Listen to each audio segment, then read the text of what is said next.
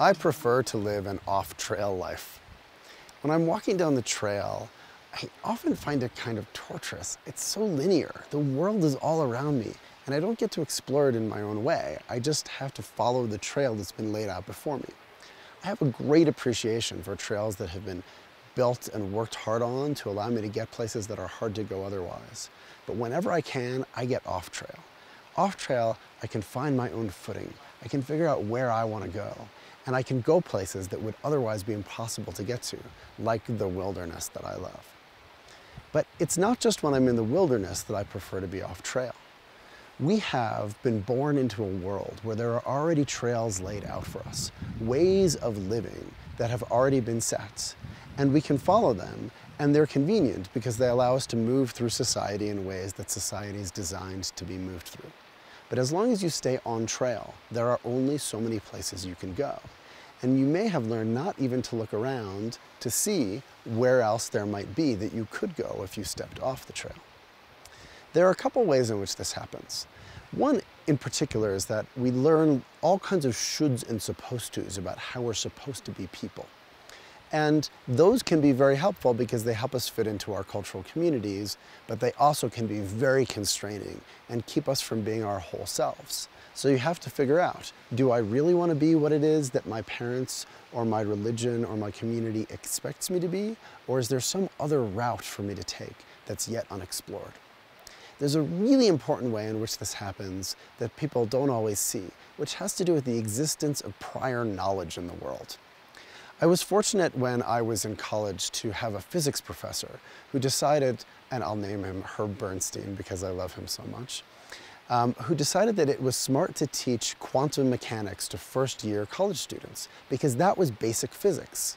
It so happens that a long time ago, Newtonian physics was developed, the physics of objects that you can see and touch that help us to understand most of what we see around us in the world in everyday life. But well after Newton was around, a kind of physics was developed that has to do with understanding the world in ways that we can't see. And so that now is basic physics, but we teach people the chronological order in which physics developed. And so people's minds get constrained and trapped by the old ways of thinking before they try to then break free into new ways of thinking instead of starting with the new ways. And the same thing happens in the worlds of counseling and therapy and psychology.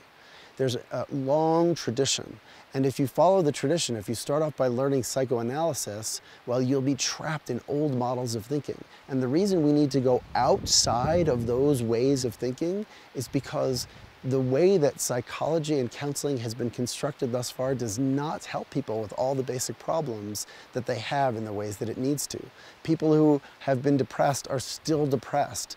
The way that we've constructed counseling doesn't seem to do the job for most of them.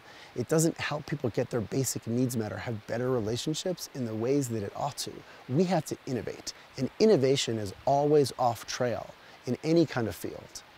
So for you to figure out new ways of thinking that are yours and new ways of being that are yours, you've got to go off trail.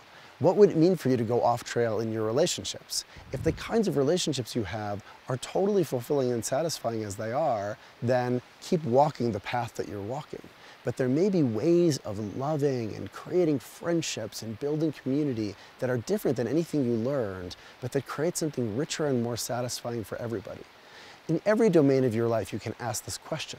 If I look around to my left and to my right, is there somewhere else that I could break free and go off trail? Even as you're walking down the sidewalk or down the road in the city, look around. There's an urban wilderness. Can you get off trail? What's there? What else is there to be discovered? I invite you to enjoy the beauty of the wilderness with me, not just the physical world of the wilderness, but the inner world of the wilderness and the social world of the wilderness by finding your way off trail, because then you can end up places like our friends are over there.